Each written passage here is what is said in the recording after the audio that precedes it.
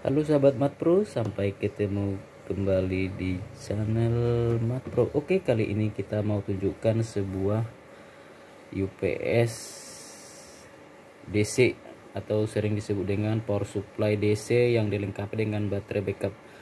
Oke, yang kita mau jelaskan di sini adalah atau yang mau kita tunjukkan adalah sebelum kita memasang sebuah baterai pada power supply DC sebagai backup jika sewaktu-waktu power supply-nya mati, untuk menggantikan sumber energinya, kita perlu perhatikan tiga hal. Yang pertama,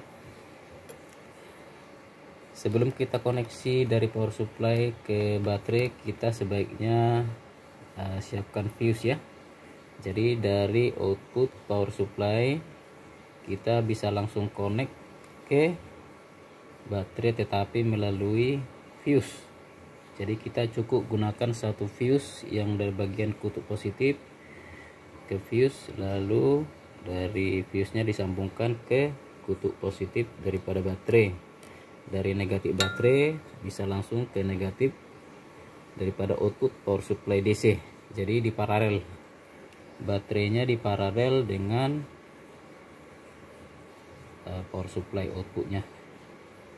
Ini kita bisa lihat contohnya, ini adalah fuse nya yang kita pakai ya. Ya 10 ampere ya, 10 ampere ya. Oke, kenapa 10 ampere, kita akan coba jelaskan ya.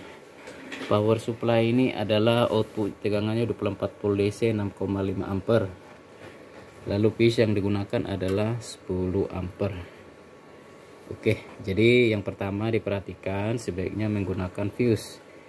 Yang kedua adalah pemilihan fuse ini harus kita tahu ya berapa ampere ya. Nah, ini adalah power supply DC 24 volt 6,5 ampere. Artinya jika kita menggunakan fuse, kita harus pakai fuse yang lebih besar sedikit daripada output daripada power supply, dan lebih besar sedikit daripada arus daripada baterai. Ini baterainya adalah 12 volt DC 7Ah. Jadi ini di paralel supaya mendapatkan tegangan. Ini disambungkan seri supaya mendapatkan tegangan 24 volt tetapi arusnya tetap 7Ah. Jadi kesimpulannya di sini, baterainya tegangannya 12 kali 2 jadi 24 volt DC 7Ah. Lalu power supply 6,5 ampere 24 volt. Lalu fuse yang kita pakai adalah 10 ampere 250 volt atau 500 volt. Ya, jadi sistemnya di paralel. Lalu bagaimana cara mengkoneksinya? Cukup di paralel ya. Jadi voltage, constant voltage charging baterai ya. Jadi pada saat baterainya sudah penuh, dia akan berhenti untuk mengisi ya. Jadi baterai ini adalah baterai jenis lead acid baterai ya. Jadi pada saat kapan dia berhenti untuk mengisi? Ketika tidak terjadi reaksi kimia pada baterai. Kapan tidak terjadi reaksi kimia pada baterai? Adalah ketika tegangan power supply sama dengan tegangan baterai, sehingga arus yang dialirkan dari power supply ke baterai hampir sama dengan nol. Jadi ketika baterainya sudah terisi penuh, maka baterai akan berhenti untuk mengisi. Dan ketika baterai sudah penuh, dia terkoneksi tetap ke power supply, tetapi dalam kondisi mengambang ya, sering dikatakan tegangannya mengambang. Untuk yang ini adalah MCB yang untuk dihubungkan ke power supply ya, atau dihubungkan langsung juga tidak masalah. Dia MCB langsung masuk L dan N. Ini groundnya, ini L, ini ground. Ini ada terminal outputnya, ada 2 min, ada 2 plus ya. Jadi sistem metode yang digunakan adalah constant voltage charging ya.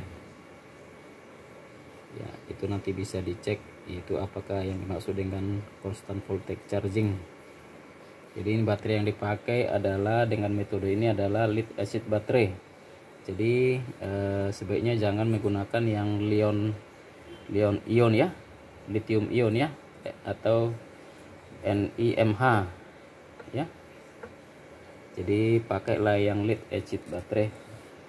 Jadi simpel ya, negatif baterai ke negatif, output power supply, plus baterai ke plus power supply. Lalu yang ketiga yang diperhatikan adalah sebaiknya pilih power supply-nya yang sudah dilengkapi dengan OLV, overload protection, dan over voltage protection, OVV ya. Jadi kita bisa pilih dari modelnya, kita baca dulu parameternya. Jika kita ingin menggunakan baterai backup, kita pilihlah power supply yang sudah dilengkapi dengan overload protection atau over voltage protection. Nah, fuse tadi kita ulang, fungsinya adalah untuk mencegah jika suatu waktu bebannya itu over voltage ya. Jadi bebannya itu overload protection, jadi tidak merusak daripada baterai. Atau pada saat pengisian, jika fuse-nya itu lebih kecil daripada arus daripada baterai dan arus output daripada power supply, itu bisa merusak daripada baterai sendiri ya. Jadi pada saat mengisi, arus yang dialirkan ke baterai adalah 6,5 ampere ya, sampai baterainya penuh 7 ampere, tetapi melewati fuse yang 7 ampere. Kalau misalnya dipakai fuse yang 5 ampere, sementara arus yang dari power supply 6,5, itu fuse-nya akan langsung putus ya, jadi tidak bisa mengisi. Kemudian pada saat power supply mati, arus yang dari baterai 7 ampere kemudian harus mengalir melalui fuse yang 5 ampere, fuse-nya juga akan putus ya. Jadi harus lebih tinggi daripada arus rating fuse-nya adalah harus lebih tinggi daripada arus baterai dan power supply, tapi tidak boleh terlalu jauh ya. Jadi apakah dari baterai bisa langsung dikoneksi ke power supply? Bisa ya, tapi sebaiknya kita pakai fuse, karena ketika nanti di power supply-nya tegangan AC-nya mati, power supply-nya off, kalau tidak ada terjadi overload di bebannya, tanpa fuse itu bisa merusak baterai sendiri. Jadi itulah fungsinya fuse-nya ya. Jadi ketika kita pakai baterai, ketika tidak ada fuse, kalau terjadi overload, maka itu diproteksi dengan fuse. Kalau tidak ada fuse-nya, otomatis bisa merusak baterai sendiri ya. Itu fungsinya. Kalau power supply sendiri, untuk model ini NES 15024 sudah dilengkapi di rangkaiannya overload protection dan over voltage protection ya. Jadi itulah cara atau prinsip yang perlu diketahui pada saat kita untuk memasang baterai backup untuk power supply kita. Jadi ini simple ya. Ini satu power supply, ini hanya fuse, ini MCB, ini baterai yang kita hubungkan seri.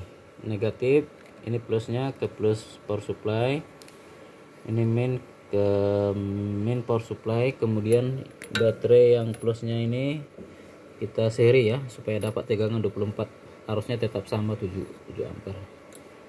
Nah, jadi ini konektor untuk outputnya. Jadi kita bebannya masuk sini, bebannya masuk sini. Nah, kalau langsung kondisi listriknya dicolok, nanti bebannya langsung ngambil dari power supply. Ketika ini mati, listrik mati, ngambilnya dari baterai, karena ini dihubungkan ke terminal ini. Jadi baterainya di paralel dengan power supply. Oke teman-teman, untuk cara pasang power supply dengan baterai backup itu perlu diingat ya. Jadi saya kira cukup sampai di sini. Kita nanti akan buat video yang lain untuk topik yang lain. Terima kasih.